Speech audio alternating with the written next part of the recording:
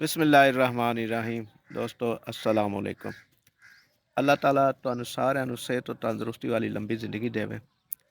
दोस्तों गर्मी ਦਾ मौसम है और बड़ी तपश है। ਉਹਦੀ ਵਜ੍ਹਾ ਇਹ ਵੇ ਕਿ ਮੈਂ ਦਰਖਤਾਂ ਦੇ ਵਿੱਚ ਆ ਕੇ ਬੈਠਾ ਵਾਂ।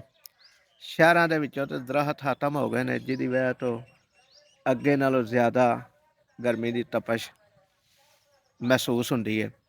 ਜੂਨ ਦਾ ਮਹੀਨਾ ਚੱਲ ਰਿਹਾ ਔਰ ਰਾਤ ਨੂੰ ਵੀ ਗਰਮੀ ਤੇ ਦਿਨ ਨੂੰ ਵੀ। ਔਰ ਇਸ ਗਰਮੀ ਦੀ ਵਜ੍ਹਾ ਤੋਂ ਜਿਹੜਾ ਨਾ ਚੰਦ ਇੱਕ ਦਿਨ ਤੋਂ ਮੈਂ ਤੁਹਾਡੇ ਨਾਲ ਗੁਫ਼ਤਗੂ ਨਹੀਂ ਕਰ ਸਕਿਆ ਔਰ ਅੱਜ ਕੋਸ਼ਿਸ਼ ਕੀਤੀ ਹੈ ਕਿ ਅੱਜ ਤੁਹਾਡੇ ਨਾਲ ਥੋੜ੍ਹੀ ਜਿਹੀ ਗੁਫ਼ਤਗੂ ਕੀਤੀ ਜਾਏ।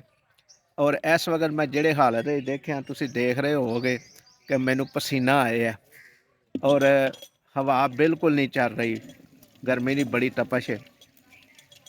ਦੋਸਤੋ ਸਾਡੇ ਚੈਨਲ 'ਤੇ ਜਿਹੜੇ ਵੀ ਦੋਸਤ ਨਵੇਂ ਆਏ ਨੇ, ਇਹਨਾਂ ਅੱਗੇ ਗੁਜ਼ਾਰਿਸ਼ ਹੈ ਕਿ ਸਾਡੇ ਚੈਨਲ ਨੂੰ ਅਗਰ ਸਬਸਕ੍ਰਾਈਬ ਨਹੀਂ ਕੀਤਾ ਤੇ ਸਬਸਕ੍ਰਾਈਬ ਕਰ ਲਵੋ ਔਰ ਘੰਟੀ ਦੇ ਬਟਨ ਨੂੰ ਵੀ ਦਬਾ ਦਿਓ ਤਾਂ ਕਿ ਸਾਡੀ ਹਰ ਨਵੀਂ ਆਉਣ ਵਾਲੀ ਵੀਡੀਓ ਦਾ ਨੋਟੀਫਿਕੇਸ਼ਨ ਤੁਹਾਡੇ ਤੱਕ ਪਹੁੰਚ ਸਕੇ। ਅੱਜ ਇੱਕ ਮੈਂ ਤੁਹਾਡੇ ਨਾਲ ਬੜੀ ਅੱਛੀ ਸਟੋਰੀ ਸ਼ੇਅਰ ਕਰਨ ਲੱਗਾ ਔਰ ਇਹ ਸਟੋਰੀ ਸੁਣ ਕੇ ਤੁਹਾਨੂੰ ਮਜ਼ਾ ਆਏਗਾ ਔਰ ਇਹਦੇ 'ਚ ਬੜਾ ਹੀ ਆਲਾ ਸਬਕ ਵੀ ਹੈ। ਦੋਸਤੋ ਦੋ ਭਾਈ ਸਨ ਤੇ ਇੱਕ ਭਾਈ ਨੇ ਖਾਣਾ ਪਕਾਇਆ ਆਪਣੇ ਦੋਸਤਾਂ ਦੀ ਦਾਵਤ ਵਾਸਤੇ ਤੇ ਛੋਟੇ ਭਾਈ ਨੂੰ ਉਹਨੇ ਇਹ ਕਿਹਾ ਕਿ ਜਾ ਆਪਣੇ ਜਿੰਨੇ ਵੀ ਦੋਸਤ ਨੇ, ਯਾਰ ਨੇ, ਸੱਜਣ ਨੇ, ਬੇਲੀ ਨੇ, ਉਹਨਾਂ ਨੂੰ ਸਾਰਿਆਂ ਨੂੰ ਦਾਵਤ ਦੇ ਕੇ ਆ ਔਰ ਤਾਂ ਕਿ ਉਹਨਾਂ ਦੀ ਦਾਵਤ ਕਰੀਏ, ਉਹ ਖੁਸ਼ ਹੋਣ ਤੇ ਆਪਣਾ ਮਨ ਵੀ ਰਾਜ਼ੀ ਹੋਵੇ। ਉਹਦੇ ਛੋਟੇ ਭਾਈ ਨੇ ਸੋਚਿਆ ਕਿ ਸਾਡਾ ਕਿਹੜਾ ਦੋਸਤ ਹੈ, ਕਿਹੜਾ ਸੱਜਣ ਹੈ, ਕਿਹੜਾ ਭਾਈ ਹੈ। ਉਹਨੇ ਬਾਹਰ ਜਾ ਕੇ, ਜਿਵੇਂ ਬੱਚੇ ਨਹੀਂ ਰੌਲਾ ਪਾਉਂਦੇ ਕਿ ਜਦੋਂ ਕੋਈ ਚੀਜ਼ ਵੰਡਣੀ ਹੋਵੇ ਤੇ ਉਸ ਚੀਜ਼ ਵੰਡਣ ਵਾਸਤੇ ਬੱਚੇ ਰੌਲਾ ਪਾਉਂਦੇ ਨੇ, ਬਾਲੋ ਕੁੜੀਓ ਵੰਡੀ ਦੀ ਚੀਜ਼ ਲੈ ਜਾਓ।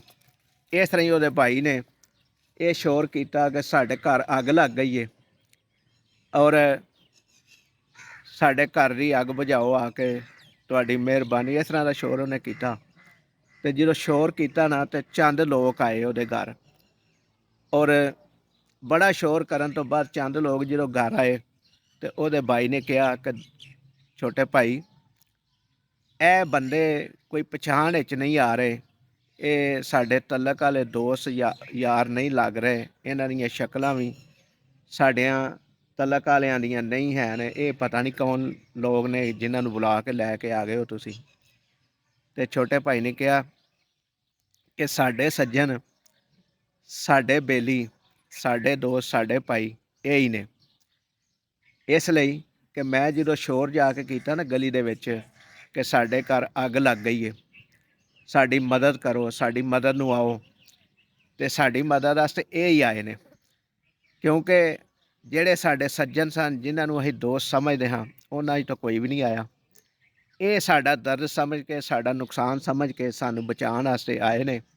ਲਿਹਾਜ਼ਾ ਇਹ ਹੀ ਸਾਡੇ ਸੱਜਣ ਨੇ, ਇਹ ਹੀ ਸਾਡੇ ਦੋਸਤ ਨੇ, ਇਹ ਹੀ ਸਾਡੇ ਬੇਲੀ ਨੇ ਤੇ ਇਹਨਾਂ ਦੀ ਦਾਵਤ ਕਰੋ। ਉਹ ਲੋਕ ਵੀ ਬੜੇ ਹੈਰਾਨ ਹੋਏ ਕਿ ਸ਼ੋਰ ਜਿਹੜਾ ਸੁਣਿਆ ਸੀ, ਅਸੀਂ ਤੇ ਉਹਦੇ ਮੁਤਾਬਕ ਆਏ ਸੀ ਮਦਦ ਦੇ ਵਾਸਤੇ, ਲੇਕਿਨ ਇੱਥੇ ਤੇ ਦਾਵਤ ਦਾ ਸਮਾਂ ਹੈ, ਇੱਥੇ ਤੇ ਖਾਣਾ ਬਣੇ ਆ।